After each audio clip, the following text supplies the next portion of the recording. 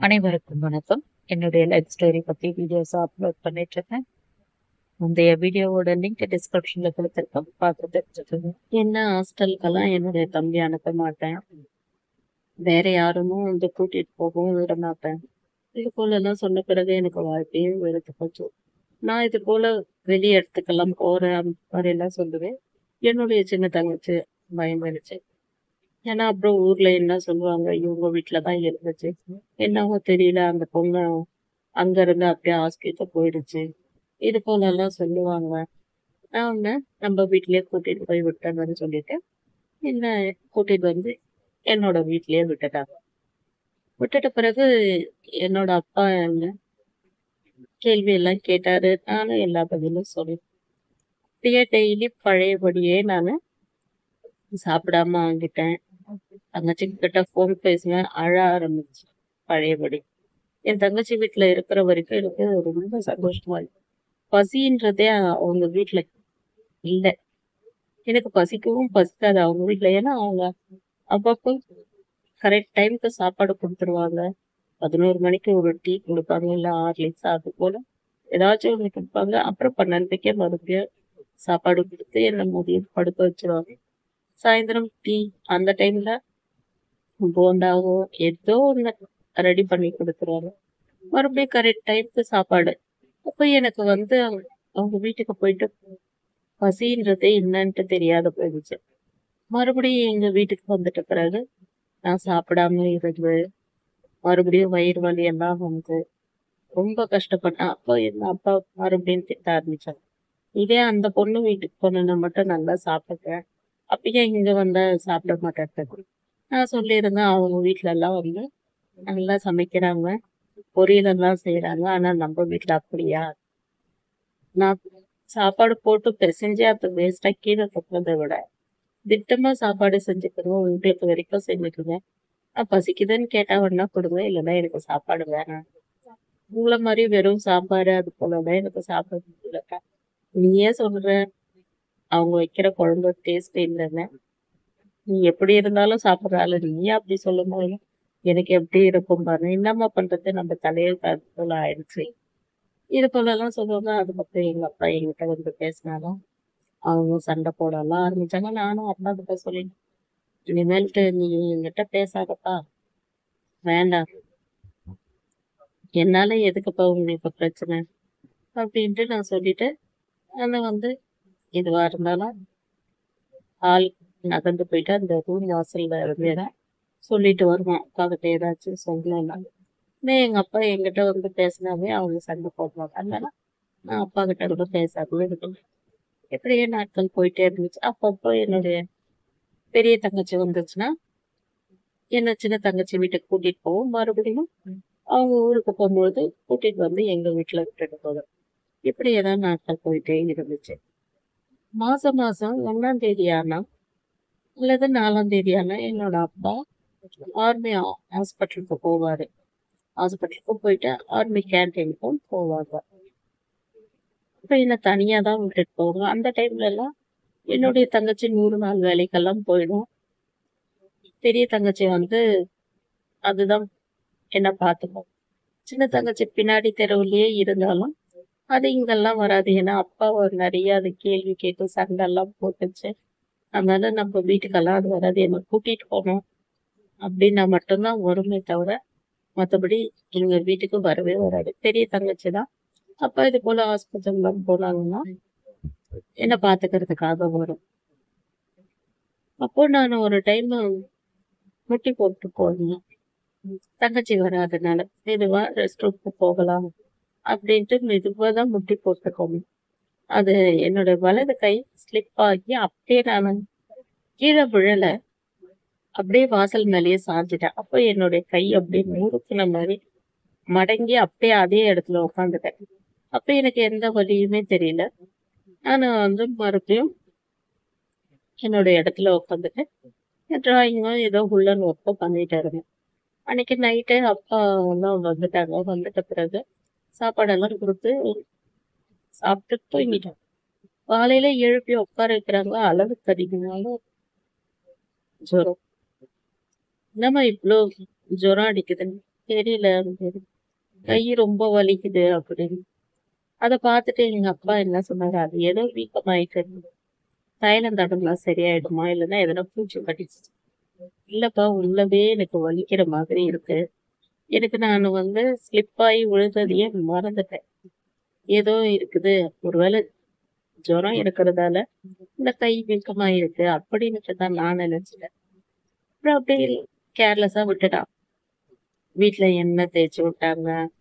அயோடெக்ஸ் இது போல என்னென்னவோ தேய்ச்சாங்க.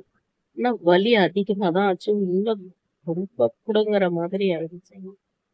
அப்ப என்னுடைய தங்கச்சி மறுபடியும் ஒரு நாள் ஊருக்கு வந்திருந்தாங்க. எனக்கு கை வலி அதிகமாவே இருக்கு. எங்கேயாச்சும் ஹாஸ்பிட்டல்லாம் போலாமா அப்படின்னு சொல்லி. சரி எங்க ஊருக்கு பக்கத்துலயே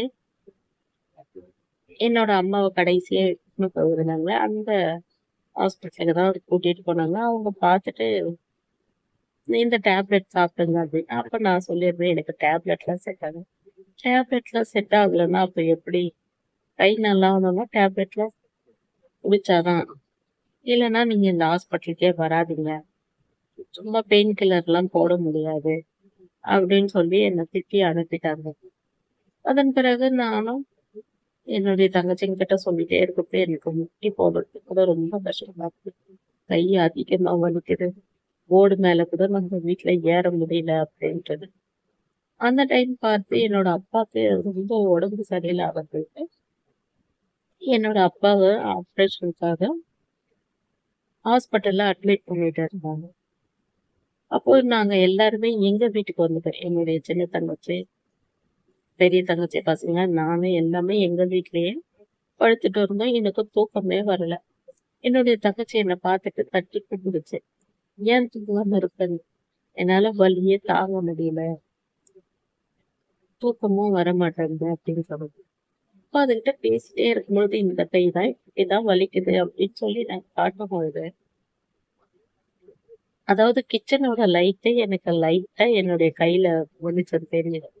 அந்த வெளிச்சத்துல பார்க்கும்போதுதான் என்னோட கைகளை பார்க்கணும். ஒரு கை ஒரு மாதிரி, இன்னொரு கை வளைச்ச மாதிரி இருந்துச்சு. அப்ப என்னுடைய தங்கச்சி கூப்பிட்டு சொன்னேன், நல்லா பாரு என்னுடைய 2 கையில வித்தியாசம் தெரியுது. நான் இன்னைக்குதான் பாக்குறேன் அப்படின்னு சொன்னோன்னே பார்த்துட்டு அம்மா செய்யா இது என்ன வளைஞ்ச மாதிரி இருக்கு. இது அப்போ கை ஏதாச்சும் உடஞ்சிச்சா? எப்பதான் முட்டி போட்டு போய் விழுந்தியா? கேட்ட பிறகுதான் எனக்கு ஞாபகம் வந்துச்சு. ஆமா, அப்பாலாம் ஹாஸ்பிட்டலுக்கு போயிருந்தாங்களா அப்போ இது போலதான் கை மடங்குச்சு. அதுவா இருக்குமோ அப்படின்னு கேட்டோம். இருக்கலாம். இரு காலையில ஹாஸ்பிட்டல் போ. இப்ப வேற எதுவும் மாத்திரை இல்லையான்னு கேட்டுச்சு. எதுவுமே இல்ல அப்படின்ட்டு சொல்லிடுவேன். அதுக்கப்புறம் மறுநாள் என்னை திட்டின அதே ஹாஸ்பிட்டலுக்கு போயிட்டேன். நான் இப்போதைக்கு பெயின் கில்லர் ஊசி போடுங்க. இருந்தாலும் எனக்கு ஒரு எக்ஸ்ரே எழுதி கொடுங்க. நான் போயிட்டு எக்ஸ்ரே எடுத்துட்டு வரேன். இந்த கை என்னதான் ப்ராப்ளம் பார்க்கலாம். அதுக்கப்புறம் டேப்லெட் கொடுங்க. கண்டிப்பா நான் பிடிக்கிறேன் அப்படின்னு சொன்னாங்க. அவங்களும் அதே போல எக்ஸ்ரே எல்லாம் எழுதி கொடுத்தாங்க. போயிட்டு எடுத்துட்டு வந்த பிறகுதான் கை செக் பண்ணி பார்த்தா நான் முட்டி போட்டு ஸ்லிப் ஆகி விழுந்ததுல என்னோட கையில எலும்பு ஒரு சின்ன கீறல் போல பட்டது. அந்த கீறல் உள்ள எலும்பு ஏதோ பிரச்சனையாகிடுது. அப்ப என்னுடைய தங்கச்சி சொல்லிச்சு, இதெல்லாம் நார்மல் ஹாஸ்பிட்டல். இங்க நம்ம பாக்குறத விட இந்த எலும்புக்குன்னு பாக்குறவங்க இருக்கிறாங்க, அவங்க கிட்டயே போலான்னு சொல்லிட்டு என்னுடைய தங்கச்சி சொல்லுச்சு. ஆனா எந்த ஹாஸ்பிட்டலுக்கு எங்க போறதுன்னு தெரியல. அப்புறம் என்னுடைய தங்கச்சிக்கு அம்மா இருக்கும்பொழுது ஒரு டாக்டர் தெரியும். அந்த டாக்டர் எலும்புக்கும் பார்ப்பாங்க, நார்மல் பேஷண்ட்டையும் பார்ப்பாங்க. அங்க வேணா கூட்டிட்டு போறேன் அப்படின்ட்டு சொல்லிச்சு. அங்க போனதும் பார்த்தா ஹாஸ்பிட்டல் 3 படி ஏறணும். ஐயோ! இவ்ளோ படி எப்படி தங்கச்சிய கூட்டிட்டு போவாங்க? டாக்டரும் பார்த்துட்டு அதேதான் சொன்னாரு. கை கொஞ்சம் ஸ்க்ராட்ச் மாரி ஆகியிருக்கு. அந்த எலும்புல கீறல் மாரி பட்டு இருக்கு. அதனாலதான் இவங்க கை ஊனி நகரக்கூடாது. நீங்க எல்லாம் ஹெல்ப் பண்ணாதான் கைக்கு அந்த வேலை கொடுத்தாதான் அது உள்ள இருக்கிற ஜவ்வு வெளியே வந்துருச்சு. அதனாலதான் இவங்களுக்கு இவ்வளவு பெரிய கை வீக்கம். நீங்க ஒரு நாள் விட்டு ஒரு நாள் கூட்டிட்டு வாங்க, கை சரி பண்ணிடலாம்னு சொன்னாங்க. ஆனா அவங்க போட்ட ஊசியில எனக்கு வலியே இல்ல. 2 நாளைக்கு ஒரு வாட்டி என்னுடைய தங்கச்சியும் என்ன கூட்டிட்டு போவாங்க. எனக்கு அந்த ரெட் லைட்லாம் வைப்பாங்க. இப்படியே போயிட்டே இருந்துச்சு. அப்போ டெய்லி இங்க வர்றத விட, நான் உன்ன அங்கேயே நம்ம வீட்லயே பாத்துக்கிறேன் அப்படின்னு சொல்லிட்டு என்ன தங்கச்சி அவங்க வீட்டுக்கே கூட்டிட்டு போயிடுச்சு. ஏன்னா இங்க சரியான சாப்பாடு இல்ல. இவ்ளோ மாத்திரை நான் குடிக்கிறேன்னா, அதுக்கு ஏத்த ஃபுட்டு எங்க வீட்ல செய்ய மாட்டாங்க. அதால என்னுடைய தங்கச்சி வீட்டுக்காரரும் சொல்லிட்டாங்க, அந்த பொண்ணும் அங்க தனியா இருக்கு. நீ தான் முன்ன எடுத்துன்னு போய் விட்டுட்ட. இப்ப கை வேற இந்த பிரச்சனையா இருக்கு. நம்ம வீட்லனா பாத்ரூம் பக்கத்துலயே இருக்கு. உங்க வீட்ல ரொம்ப தூரமா போணும். அங்க ஜெயா இங்கேயே இருக்கட்டும். நீ பார்த்துக்கோ அப்படின்னு என்னுடைய தங்கச்சிக்கும் சொன்னாங்க. என்னுடைய தங்கச்சியும் என்ன அவங்க வீட்டுக்கே கூட்டிட்டு போயிடுச்சு. கரெக்ட்டா எனக்கு டேப்லெட்லாம் குடுத்தாங்க. சாப்பாடு நல்லா ஹெல்த்தியாவே குடுத்தாங்க. அப்போ நான் அந்த இடத்திலேயே வந்து அவங்க வீட்லயே தான் இருந்தேன். என்ன என்னன்னு கூட வந்து பார்க்க மாட்டாங்க. கை எப்படி இருக்குது? இது போலலாம் எதுவுமே வந்து கேட்டுக்க மாட்டாங்க. என்னோட தங்கச்சி இருக்கிறதே ரொம்ப ஆள் மெல்லிசு. அப்படி இருக்கும்போது என்னையும் பார்த்துக்கிட்டு, அதனோட 3 பசங்களையும் பார்த்துட்டு, நான் இப்படி சிட்டிங்ல தான் இருப்பேன். ஒரு இடத்துக்கு எழுந்து போணும். அதாவது படுக்கிறதுக்கு இல்ல ரெஸ்ட் எடுக்க போனோம்னா, கை ஊனி எழுந்துக்கணும். எழுந்துக்கணும்னா 15 நிமிஷத்துக்கு மேல ஆகும். என்னால எழுந்துக்கவே முடியாது. அப்போ என்னுடைய தங்கச்சி தான் ஹெல்ப் பண்ணும். அப்போ என்னோட முட்டி மேல அதனோட கால் பாதத்த வச்சுட்டு, என்னுடைய 2 அக்கி பிடிச்சு கொஞ்சமா லைட்டா தூக்கி விட்டுச்சுன்னா, நான் முட்டி போட்டுக்குவேன். ஆனா அந்த கை ஊனும்போது அவ்ளோ வலி எடுக்கும்.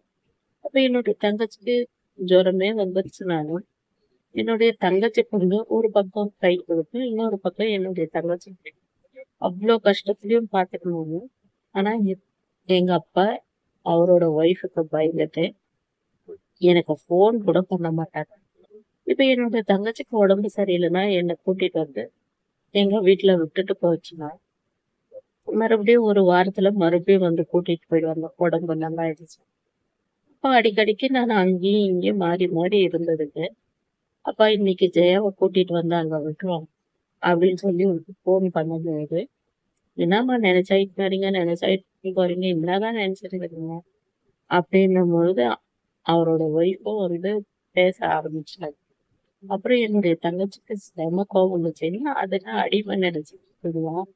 ஜெயா நினைச்சா அந்த வீட்ல அங்கேயேவும் இருப்போம், இங்கேயேவும் இருப்போம். அதை யாருமே நீங்க தடை சொல்லக்கூடாதுன்னா, உங்க 2 பேருக்கு தான் வீடு நினைச்சுக்கிறீங்களா? எல்லாத்தையும் அவங்ககிட்ட சொன்னேன்னா அவ்வளவுதான். அதாவது என்னுடைய தம்பிகிட்ட சொன்னா, உங்களுக்கு தெரியும். ஏதோ அந்த பொண்ணுக்கு கைக்கு முடியலன்றதுக்காக தான் இவங்க கூட்டின்னு வந்து வச்சிருக்கிறோம். அப்படின்ட்டுலாம் சொல்லி சண்டை போட்டுச்சு. அதுக்கப்புறம் தேவையில்ல நான் இட்டுன்னு வந்து விடல. அது இங்க நானே பார்த்துக்கிறேன். எங்ககிட்டயே இவ்ளோ பேசுறீங்கன்னா, இட்டுன்னு வந்து விட்டுட்டு போயிட்டா அது எவ்ளோ கொடுமை சொல்லுவீங்க? அது கை இருக்கிற கஷ்டத்துக்கு வந்து பார்த்தீன்னாதான்ப்பா தெரியும் உனக்கு. நீலாம் அங்க ஜாலியா ஏதோ சொல்லிடுற ஈஸியா. இங்க வந்து பாரு அது ஒவ்வொரு ராத்திரியும் எவ்ளோ கஷ்டப்பட்டுட்டு இருக்கு அப்படின்ற மாதிரி எல்லாம் சொல்லி இருந்துச்சு. அதுக்கப்புறம் நானு என்னுடைய தங்கச்சி வீட்லயே இருந்து கொஞ்சம் கொஞ்சமா, கொஞ்சம் கொஞ்சமா கை சரி பண்ணிட்டு வரோம். ஆனா வலியும் எடுக்கும். அங்கங்க போயிட்டு இருந்தோம். வீட்லயே வந்து கட்டு போட்டாங்க. வீட்ல கட்டு போட்ட பிறகு அது கட்டு போட்டதுல கை என்ன ஆயிடுச்சு, சின்ன சின்ன குருப்பெல்லாம் ஆகிடுச்சு. அது எதுவுமே செட் ஆகல. செட் ஆகும் அப்புறம் இன்னொரு இடத்துக்கும் கூட்டிட்டு போனாங்க. வா ஜெயா ஒரு இடத்துல கட்டு போட்டாங்க அங்க போலாம் அப்படின்னு சொல்லி. ஏற்கனவே வீட்ல போட்டு கையெல்லாம் குருப்பாயிடுச்சு வேணான்னு சொன்னேன். இல்ல இவரு நல்லா கைய அழுத்தி போடுவாரு வா அப்படின்னு சொல்லிதான் கூட்டிட்டு போனாங்க. அங்க கூட்டிட்டு போயிட்ட பிறகுதான் ஒருத்தருக்கு மாத்தி ஒருத்தர் ரகசியமா பேசிக்கிட்டாங்க. நான் திரும்பி பார்த்து என்னன்னு கேட்டேன். ஒண்ணும் இல்லைன்னு சிரிச்சாங்க. அவங்கலாம் ரகசியமா என்ன பேசிக்கிட்டாங்க? அந்த கட்டு போட போன இடத்துல என்ன ஆச்சு? இத பத்தி எல்லாம் தெரிஞ்சுக்கணும்னா அடுத்த வீடியோல சொல்றேன். இந்த வீடியோ பிடிச்சிருந்தா லைக் பண்ணுங்க.